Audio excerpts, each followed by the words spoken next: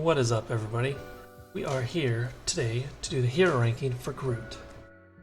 If you haven't seen it, please go check out his Digging Deep episode, where I took him through all 4 aspects to get a feel for his overall deck and how well he does in all the aspects. Alright, moving forward, as we always start with the hero. The hero I ranked as a 3. Now, he's a 1, 2, 3, hand size 5, hit points 10. His floor Colossus Force Interrupt. When Groot would take any amount of damage, remove that many growth counters from him. For each growth counter removed this way, prevent 1 of that damage. Now, he can get up to 10 growth counters. Meaning, he can take a bunch of damage before he even has to defend or actually hurt his own hit points. I would have been a 4, but I made it a 3 because the best way to get growth counters is by being in alter ego form.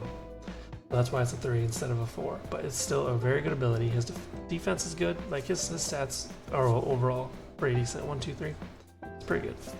Let's move on to his alter ego form then, which is somewhere. That I marked also as a 3. It's a 4 recovery, hand size 6. Growth per action, place 2 growth counters on Groot to a maximum of 10, limit once per round. Now if you pair this off with some of his other cards, this can go a long way. Like there's like Fruition and his alter ego action card. You can get a bunch of growth counters real fast. I made it a 3 because it's 4 recovery, that's pretty good, and his action is to get his growth spirit. I don't know if it's worth a 4 maybe, but maybe. I feel like I don't think I've made any alter egos a 4 yet. But in the future, let's see. Moving on to Fruition. Fruition I put as a 3 as well. 0 cost event, place 2 growth counters on Groot to a maximum of 10. Now this card, this is I think the only card. No, there's another one. Only card you can actually do while in hero form to gain growth counters. And there's what, 2 in these, so this is a pretty decent card. So this can work both ways in alter ego or hero, and it's a 0 cost event. 1 if you take it as its own resource. But yeah, that is why it's a 3. Moving on to I Am. Which one is that? That one. Okay. This one I actually put as a. Nope, that's a 4. Get up there. Oh, get up there. It's supposed to be a 4.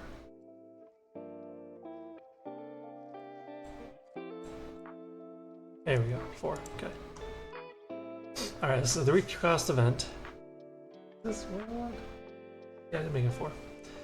Remove threat from a scheme equal to the number of growth counters on Groot. So once you get Groot's counters bumping, this is a really good card.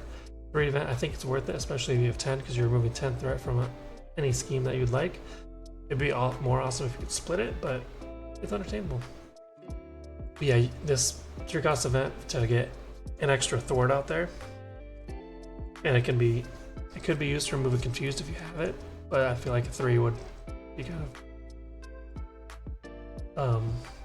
not very smart to use to get rid of a confused, unless you really had to.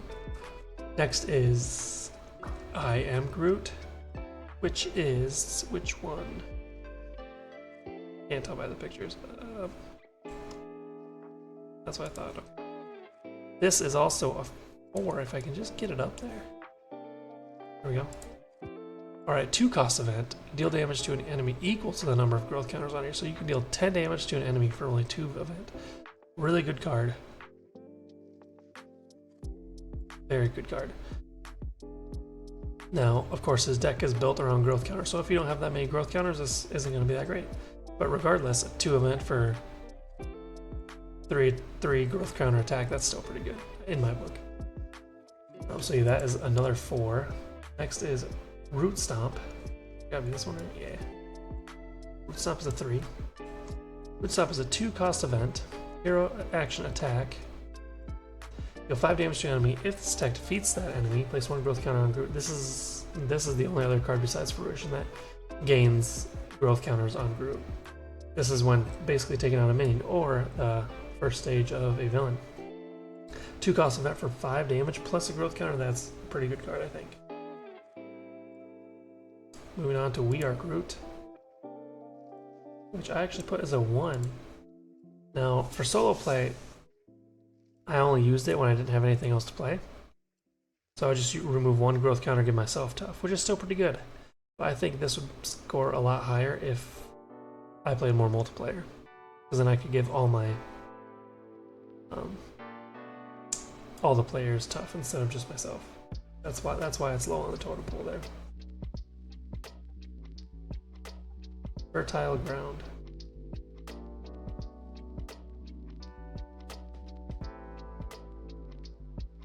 Fertile ground I actually marked as a 4. 1 cost support. Alter ego action, exhaust fertile ground, place 1 growth counter on Groot, and draw 1 card.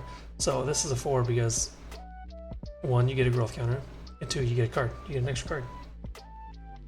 You flip, or you start your turn in alter ego, you got 6 cards, do this, gain a growth counter, plus if you have fertile or his normal alter ego ability, you got 3 growth counters there minimum, and you can draw a card, so you have 7 cards. So there's a good chance you'll have a fruition in there. So yeah, this is a 4 in my books. Moving on to Tangling Vines. Here, yeah. Which is a 3. Tangling Vines, it was going to be a 2, but I think that last game with protection I used it a lot more, because I kept going to alter ego so much. But it's Hero Interrupt. When Groot makes a basic thwart, remove 1 growth counter from him and exhaust Tangling Vines. Groot gets +2 thwart for that thwart. So yeah, that would mean it would go up from 1 to 3, which was very nice. I just realized all the sayings. It's perfect. So yeah, that's a 3. Now we're moving on to Lash Vines. Lash Vines I've put as a 2. It's basically the same thing except... No, it's not. This is not the attack one. This is after Groot uses basic power. Remove 2 growth counters from him and exhaust Lash Vines to ready Groot. Now, since growth counters are what make Groot, I didn't like having to use 2 just to ready him up, because I could just swing attack for 2 and then I'd most likely have some form of other attack in my arsenal, so I wouldn't have to ready him up again for any reason. But I did use this a lot more in my protection game because I just had it there and it worked. Moving on to wait, where am I? Vine Shield. Okay, Vine Shield I actually put as a 0. Now, when Groot defends against an attack, remove 1 growth counter from him and exhaust Vine Shield. Groot gets +3 defense for that attack. The only time I think you would ever use this if you know you're going to get hit hard and you don't want to lose any of your growth counters. But yeah, otherwise I didn't use it at all because growth counters was my defense, as I would build it up really good and still have enough after an attack to use them to dish out anything I needed to dish out. So yeah, I didn't use this for much anything, just to put it on the table, just to thin out the deck. Last but not least is Vine Spikes. Vine Spikes is a 3. Now this one, when Groot makes a basic attack, remove 1 growth counter from him and exhaust Vine Spikes. Groot gets +2 attack for that attack. So he can attack for 4 damage by removing a growth counter, which, like I said, for Groot, you build them out. Some of these upgrades can be really useful, especially with some of his attacks. So that's all the cards for Groot.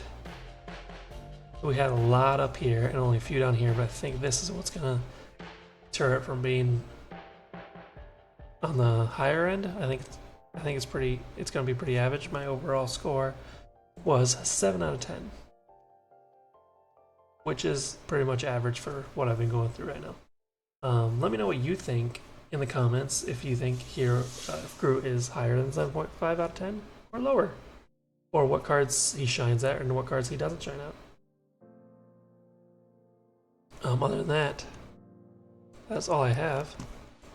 I hope you all have, I was supposed to have it, a wonderful evening. Deuces.